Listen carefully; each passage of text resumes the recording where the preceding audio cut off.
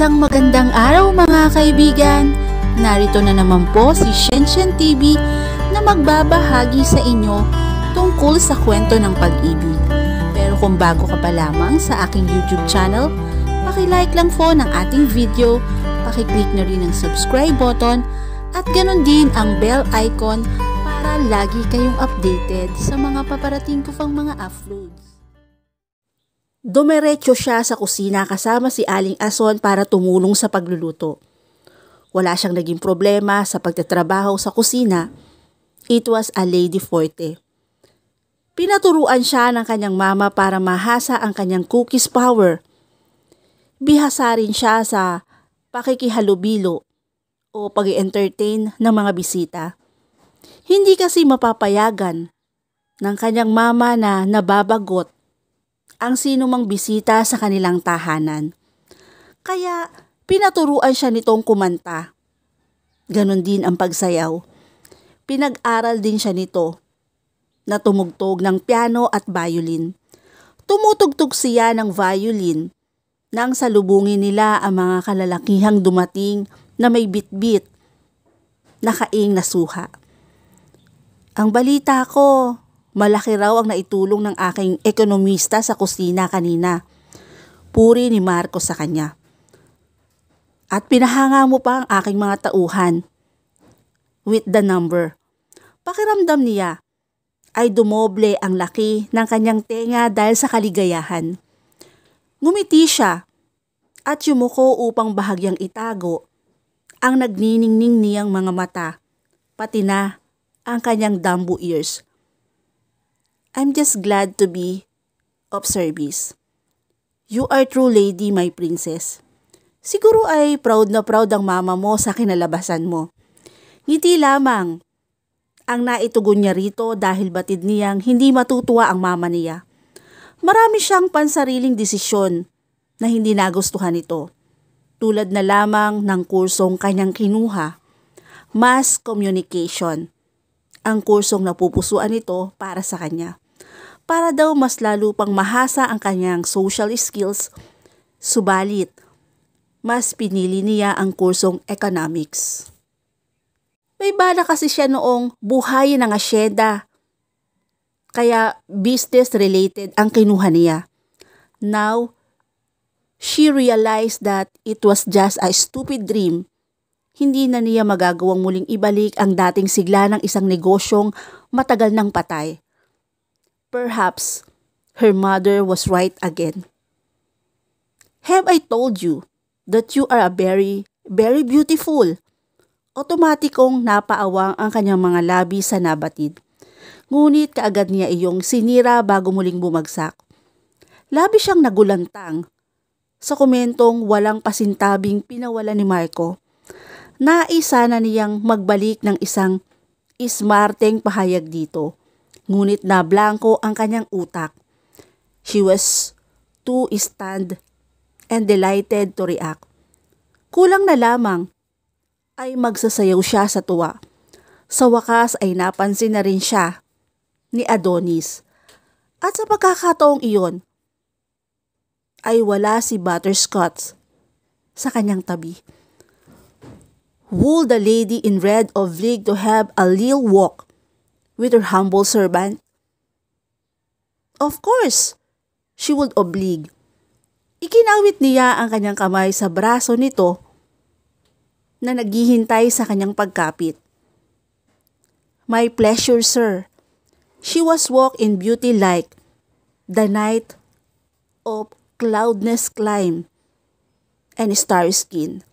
And all that best of dark and bright, meet in her aspect and her eyes, thus mellowed to the tender light which heavenly to gaudy day. Napapikit si Sarah habang ninanamnam ang bawat makuhulugang salita ng isang parte ng tula na sinambit ni Marco. Wow! Yun ang katagang nanula sa kanyang mga labi. Mula yon kay Lord Byron. I think he was referring to you. Kung hindi pa siya napakapit sa makapal na puno ng mangga ng kanyang kinasasandalan. Malamang ay pupulutin siya sa lupa. She was practically melting.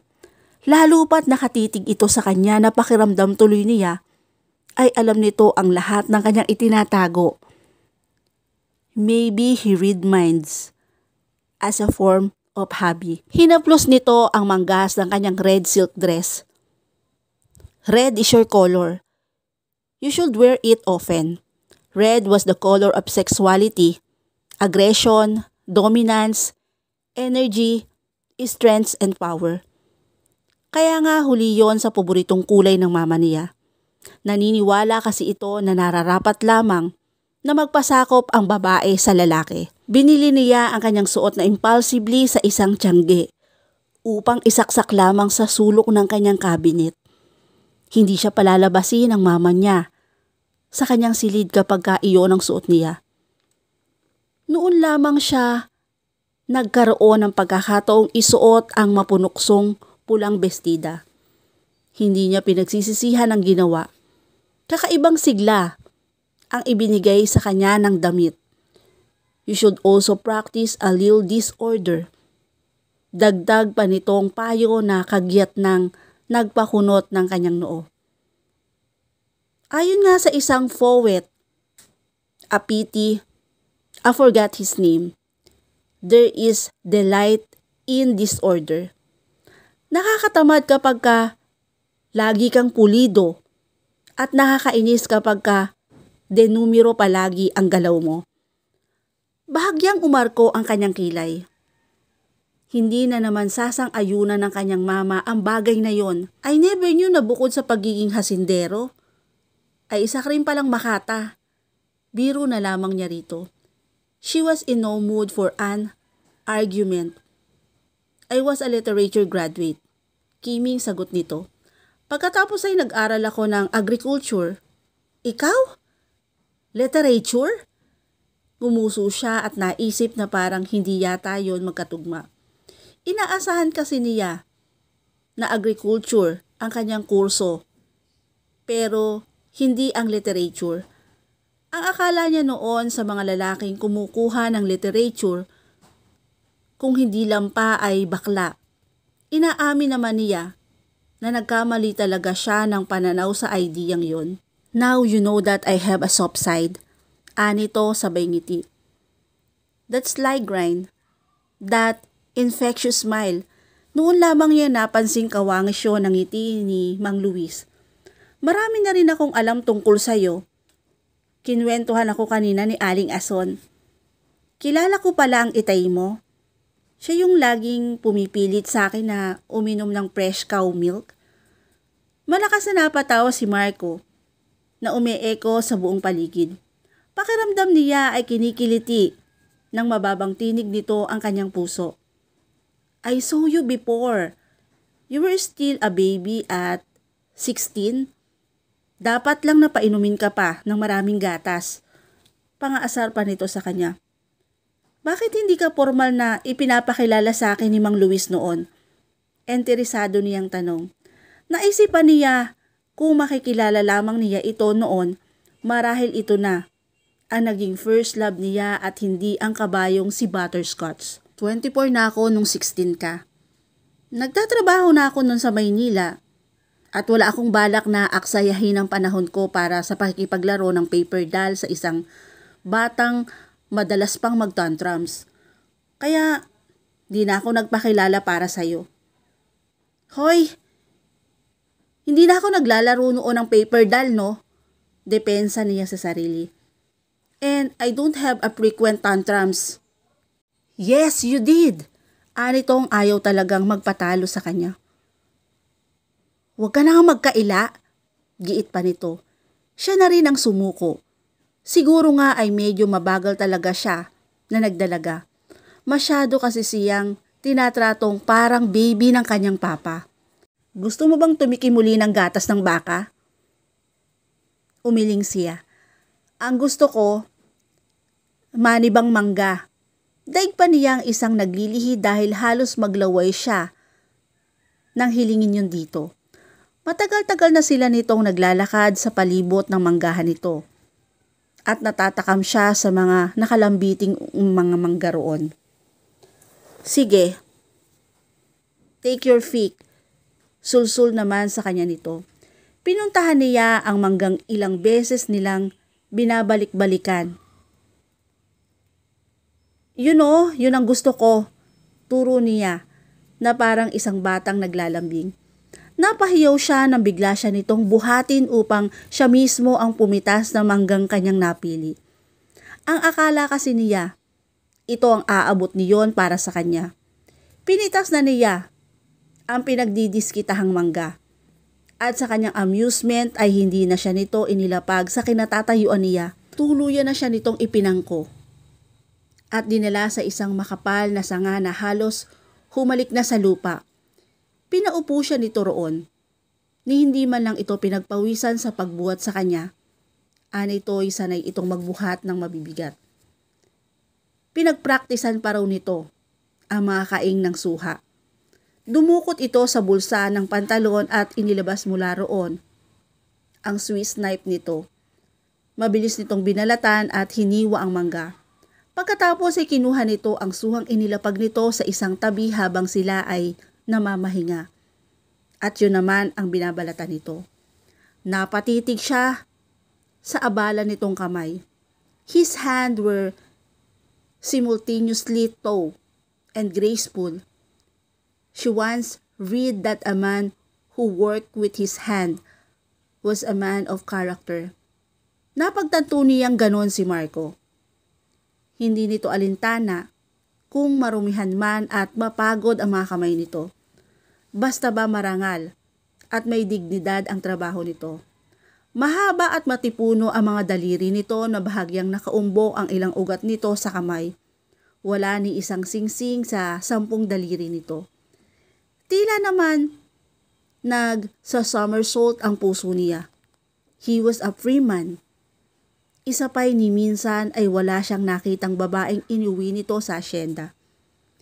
Isang parte niya ang lihim na natuwa dahil hindi niya suot ang engagement ring niya na galing kay Derek. It was too big and heavy. Sagabal yon sa paggawa niya, lalo na sa pangangabayo. Ganito ang pagbabalat ng suha. Dapat walang galos. Pagyayabang pa nito. Pinatikim nito sa kanya ang prutas na ipinagmamalaki ng Hacienda Carmencita. Aminado siya. Hindi siya mahilig sa suha. Kadalasan kasi ay mapakla ang nakakain niya. Subalit na mga sandaling iyon ay nagustuhan niya ang ipinatikim ni Marco sa kanya. Sinubuan siya nitong muli. Sinubuan naman niya ito na manggang hilaw na hawak niya. This is good, aniya sa pagitan ng pagnguya. Naglalabang asim at tamis ang kanyang nalasahan. Nanatili itong walang imik. Maya-maya ay ginagap nito ang nakalatag niyang kamay. Mauubos na ang manggang hawak niya. Saglit niyang nakalimutang huminga nang namnamin nito ang kanyang daliri. Matapos nitong isubo ang natitirang piraso ng mangga, his tempting lips started to nibble and tease her fingertip. Pakiramdam niya ay nalunok na niya, maging ang kanyang dila. Hindi niya nakuhang magsalita. Lagpas na ito sa hangganan niya ng panunokso rito. Ngunit hindi niya nakayang manlaban dahil tila nalusaw ang lahat ng kanyang mga buto sa katawan. Otomatikong napahawak ang isang kamay niya sa balikat nito upang mabigyan siya ng suporta. Nagtagpo ang kanilang mga mata. Hindi niya namalayang nakaawang na pala ang kanyang mga labi. Ready for a kiss. She felt giddy and light-headed. 1 pulgada na lamang ang pagitan ng kanilang mga mukha nang makarinig sila na paparating ng mga yabag. Bigla siyang nataranta kaya nakuha niyang bahagyang itulak palayo si Marco. May dumarating. Pukaw niya sa atensyon nito, sakali mang tuluyan na itong nabingi. Wala akong pakialam. Inis nitong sambit. Mukhang wala itong kabalak-balak na itigil ang ginagawang kasihodang magkaroon man sila ng audience. Nagpapasalamat siya dahil malaking espasyo na ang nakapagitan sa kanila ni Marco nang marating ni Aling Ising ang kinaroroonan nila. Sir Marco, kanina pa kayo hinahanap ng mga tauhan, imporma ng katiwala nito. Ano po bang pinagkakabalahan nyo rito? We just sampled some fruit, sagot ni Marco para sa kanilang dalawa. Napakagatlabi na lamang siya. The forbidden fruit. At dito na po natatapos ang chapter 4 ng aking kwento. Muli po, samahan niyo po akong muli sa susunod pang kabanata. Thank you for watching and God bless all.